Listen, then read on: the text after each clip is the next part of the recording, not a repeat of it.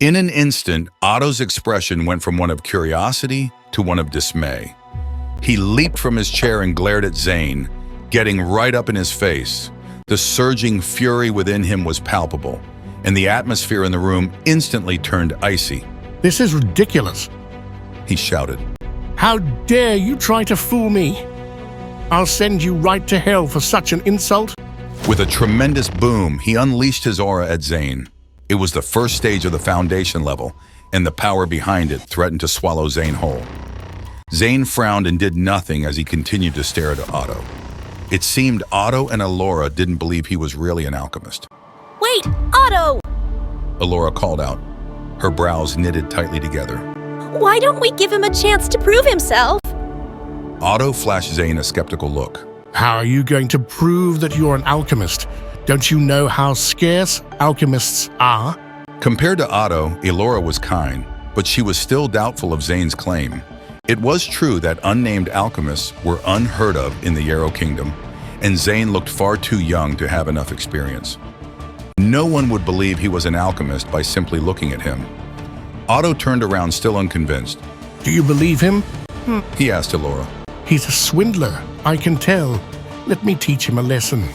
"Allow him to prove it first." Elora insisted. Then she turned to Zane and her tone turned frosty. "If you just came here to cause trouble, even I won't be able to guarantee your safety." Zane smiled. "If I can't prove to you that I'm an alchemist, I'll give you this marrow-purifying pill as compensation, and then you can do whatever you want with me." He took out the marrow-purifying pill and held it up with a confident grin. Otto scoffed. "If you're an alchemist, I'll cut my own head off and let you use it as a stool." In all the years he had been in charge of the Treasure Emporium, no one had ever challenged his authority.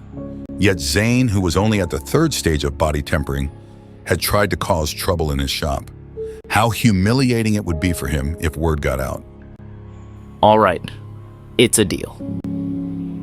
Zane agreed. "I just need a place to refine marrow-purifying pills. These are the ingredients I just picked up downstairs, so all I need is a cauldron." He held up the bundle of herbs, and his smile widened as though he had already won. Elora asked Otto to lead Zane to the alchemy chamber on the first floor. The chamber was dark, but Zane could see a large cauldron bound in chains, and thick smoke billowed from underneath it. Without waiting for Otto or Elora to give him instructions, Zane went to the cauldron, knowing what he needed to do. He was already familiar with the process of refining marrow-purifying pills, and it felt like he had done it 1,000 times.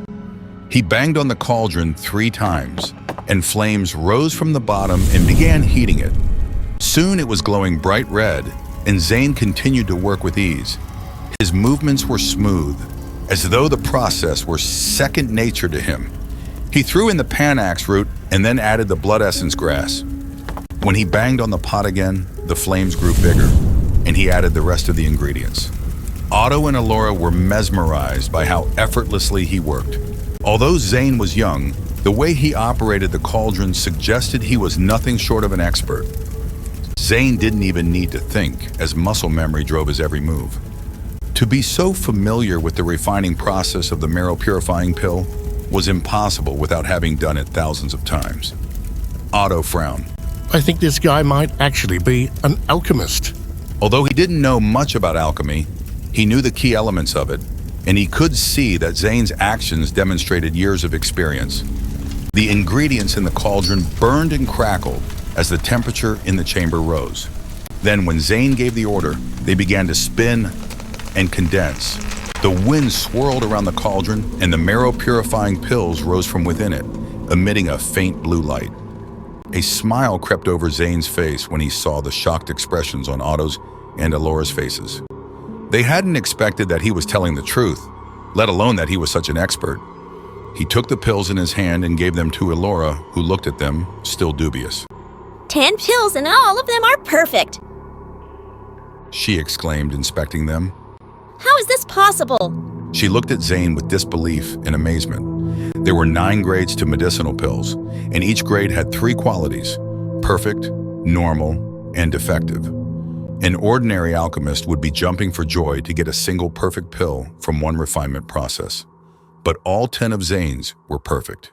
I've proven that I'm an alchemist, haven't I? Zane asked, looking pointedly at Otto. Otto looked embarrassed, and he couldn't look Zane in the eye.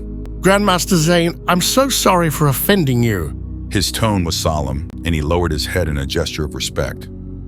I hope you won't hold it against me. Zane was caught off guard when Otto addressed him as a Grand Master, but he quickly realized why he had done so. It wasn't uncommon for alchemists to be regarded as Grand Masters, and even though Zane's cultivation was low, he had proven himself by creating the pills. I don't know. Zane replied, smirking at him. Didn't you say you would cut off your head and let me use it as a stool? Is that promise still valid? Otto flushed as he glanced at Allura. Grandmaster Zane, Otto and I have offended you, and I want to offer my sincerest apologies. You may choose anything from my treasure emporium as compensation. Please forgive us. Zane's eyes brightened, and he silently rejoiced. He had gone to the treasure emporium to make a trade, but it seemed like he was getting a reward larger than he had expected, so he wasn't upset at all. In that case, I'll pretend that it never happened. He told them. He turned to leave, but Allura stopped him. Please, Grandmaster Zane. She pleaded. We got off on the wrong foot, but I really hope we can do business together. I think it could be great for both of us. Zane couldn't resist her charm, so he allowed her to continue speaking. Just a few days ago, the elixir from our usual supplier didn't arrive in time. In fact, it wasn't just the Treasure Emporium that was affected, but also all the other shops in Kintyre County. The supply of marrow-purifying pills is very low, so if you could make more, we would be forever grateful. We'll even give you 20% of the profits. A perfect quality, marrow-purifying pill cost 500 silver coins, so Zane knew he was about to start making some serious money. But before accepting the offer, he frowned, faking a troubled expression. 20%. Allura grew nervous. She assumed Zane was dissatisfied with the number, so she hurriedly increased the offer. I meant 30%. She forced a smile. And we'll supply all the ingredients you need to make the pills. You wouldn't need to pay for a thing. All you have to do is refine the pills. Zane nodded. You've got yourself a deal. Can't wait for more? Catch the next episode tomorrow. And if you are ready to binge the whole series, download our app now. Tap the link in our bio to start your journey.